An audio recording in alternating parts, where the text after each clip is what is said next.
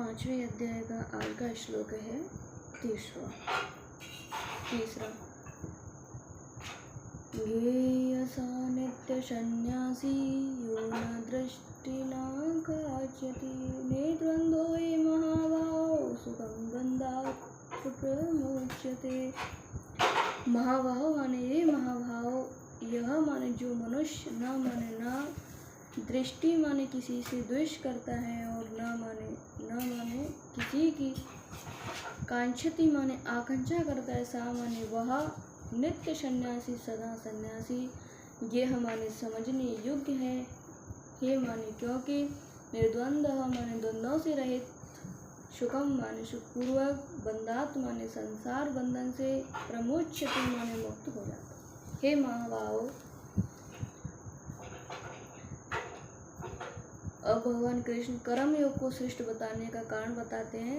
वे कहते हैं कि हे महाभाव, जो मनुष्य ना किसी से द्वेष करता है और ना किसी की आकांक्षा करता है, वह कर्म योगी सदा सन्यासी समझने योग्य है, क्योंकि द्वंद्वों से रहित मनुष्य सुखपूर्वक संसार बंधन से मुक्त हो जाता है।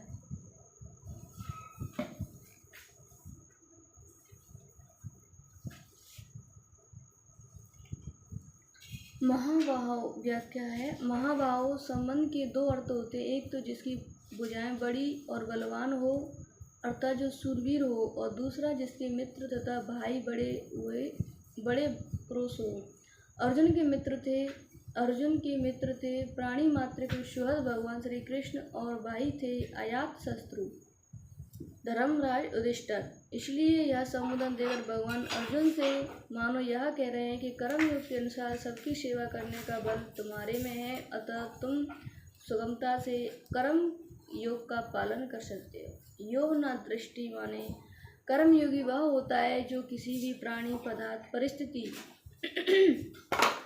सिद्धांत आदि से द्वेष नहीं करता। कर्मयोगी का काम है सबकी सेवा करना, सबको सुख पहुंचाना। यदि उसका किसी के साथ भी किंचन मात्र भी द्वेष होगा तो उसके द्वारा कर्मयोग का आचरण सांगोपांग नहीं हो सकेगा, था जिससे तुम भी कुछ भी दोष हो उसकी सेवा कर्मयोगी को सर्वप्रथम करनी चाहिए। सबसे पहले न दृष्टि पर देने का तात्पर्य यह है कि जो किसी को भी बुरा समझता है और किसी का भी बुरा चाहता है, वह कर्मयोग के तत्व को समझ ही नहीं सकता। मार्मिक बात, प्राणी मात्र के हित के उद्देश्य से कर्मयोगी के लिए बुराई का त्याग करना जितना आवश्यक है उतना भलाई करना आवश्यक नहीं है। भलाई करने से केवल समाज हित होता है, परंतु बुराई रहित होने से विश्व मात्र का हित होता है। कारण यह है कि भलाई करने में सीमित क्रियाओं और पदार्थों की प्रधानता रहती है, परंतु बुराई रहित होने में भीतर का असीम भाव प्रधान रहता है।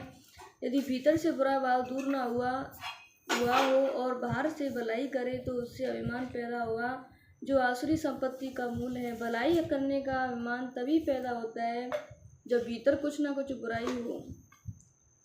जहाँ अपूर्णता होती है वहीं अभिमान पैदा होता है, परंतु जहाँ पूर्णता है वहाँ अभिमान का प्रश्न ही पैदा नहीं होता।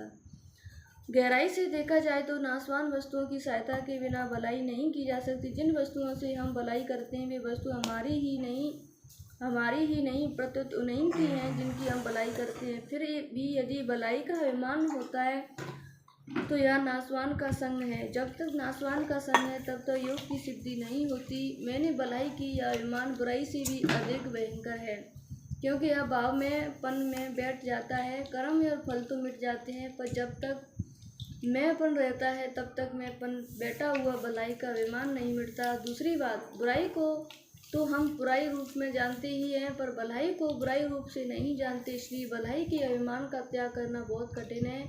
जैसे लोहे की हथकड़ी का तो त्याग कर सकते हैं, पर सोने की हथकड़ी का त्याग नहीं कर सकते, क्योंकि यह गहना रूप से दिखती है।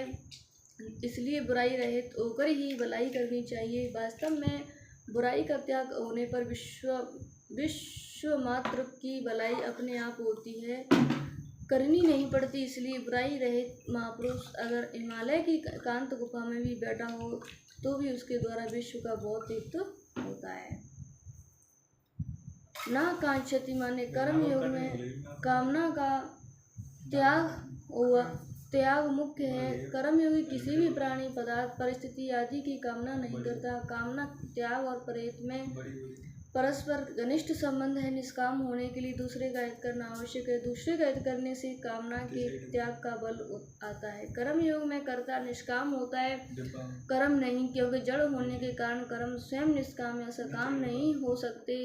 कर्म कर्ता के अधीन होते हैं, इसलिए कर्मों की अभिव्यक्ति कर्ता से ही होती है। निष्काम कर्ता के द्वारा ही निष्काम कर्म होते हैं, जिससे कर्मयोग कहते हैं। अतः चाहे कर्मयोग कहें या निष्काम कर्म करें, निष्काम कर्म दोनों का अर्थ एक ही होता है। सकाम कर्मयोग होता ही नहीं। निष्काम होने से कर्ता कर्म फल से असंग रहता है, परंतु जब कर्ता में सकाम भाव आ जाता है तब वह कर्म फल से बंध जाता है।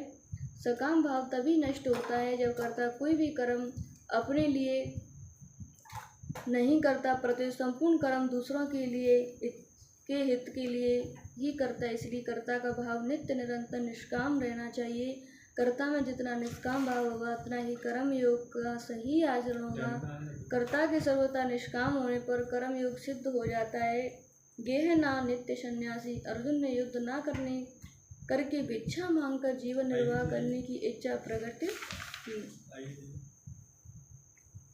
की थी। अब यहाँ से पढ़ेंगे कल।